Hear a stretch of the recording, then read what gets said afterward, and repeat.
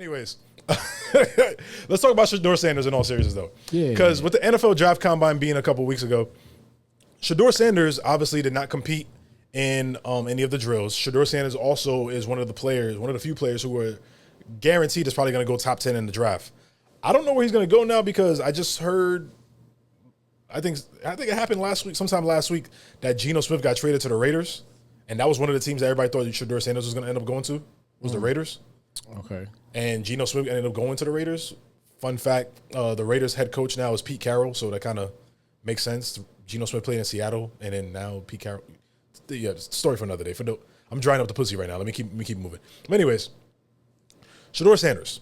The reason why we're talking about him, guys, is Phil used to work for ESPN. I've talked about this before. We spoke about it all the time. Mm-hmm. But Phil used to work for ESPN. So, Phil, you are my witness when I say this. Every single year when it comes to the NFL draft is the only job interview where instead of telling people that you're good enough for the job, they give you every reason why you're not good enough and to see how you react to them telling you consistently you're not good enough for the job. That's true. That's the only job interview I've ever seen where they tell you every day, hey, you're not good enough for this, but they expect you to still show out and perform, right? Also, with that being said as well, the reason why I'm harping on that specific talking point, every year we always see some random quarterback that climbs up the draft board that ends up being trash. Josh Rosen, Daniel Jones, Chase Daniels. Who am I missing, Phil? I couldn't even tell you, bro. EJ Manuel. Who am I missing? Couldn't even tell you. Like, there's so many quarterbacks who get a late surge on these NFL drafts that, oh my God, they've been doing so great in the draft process. What happens to breaking down film? They don't watch that shit. Like, I see people telling me now that Jackson Dart is better than Shedeur Sanders. God is my witness. If I'm wrong 10 years from now that Jackson Dart was actually better than Shedeur Sanders, I can take that L. I'm here to tell you, as a USC Trojans fan, Jackson Dart is no way in hell better than Shedeur Sanders. I'm sorry. It's not possible.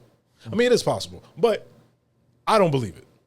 But you also get people who now, and this is one thing I hate about sports, bro. You get these anonymous GMs and position coaches and front office execs who want to remain anonymous while they shit talk and kick these players' backs in. There's a front office anonymous source that says, oh, Shedeur Sanders is too arrogant and brash. I don't understand why, because he shouldn't even be a first round pick.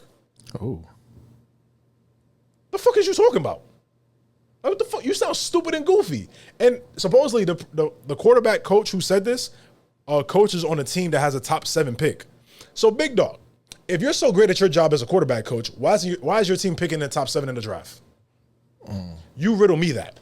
Why is your team in need of a quarterback? Because you're not good at your job. You're not good at evaluating talent. So now that I know that you're not good at evaluating talent, I already know what you're saying about Shedeur's bullshit. And the fact that you want to remain anonymous, you're just as pussy as them damn Democrats who turn the other cheek to Republicans every day. Actually, you're worse because you want to remain anonymous. You're actually worse than them. Am I wrong, Phil? Like, you can tell me I'm wrong, bro. No, you ain't wrong, bro. You ain't wrong. Because it's a never ending. It's like every year with this crap, bro, with the NFL Combine. It's every single year. There's always a random quarterback who is playing for some obscure team that we don't care about that climbs up the draft board. And there's always a quarterback that we always thought was going to be a top 10 pick from 2 years ago. All of a sudden now is sliding down the board because no one liked how he interviewed in the draft process. What happened to breaking down film? It's a lost art. It really is. Like, I'm gonna tell you some real shit, Phil. Like some real ass shit right now. I remember during the draft process, I think that was 2017 or 2018, whatever year it was that Saquon Barkley got drafted. Because I'm a huge Giants fan. I've spoken about it a million times.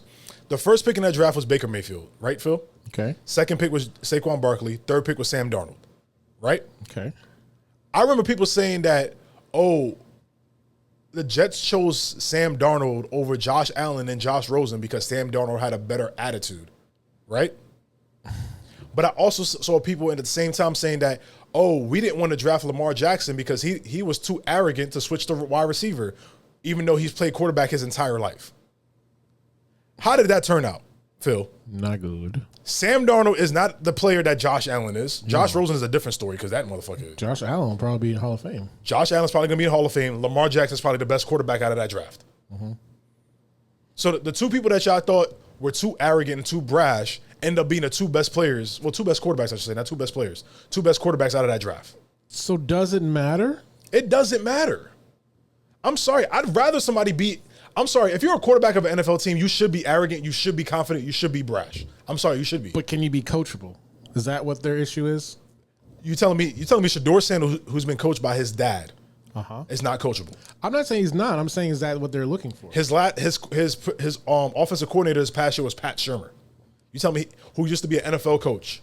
Actually used to coach the Giants. He actually used to coach Eli Manning and Odell Beckham on the Giants. Okay. You telling me he's not? You telling me Shador's not coachable now? Yeah.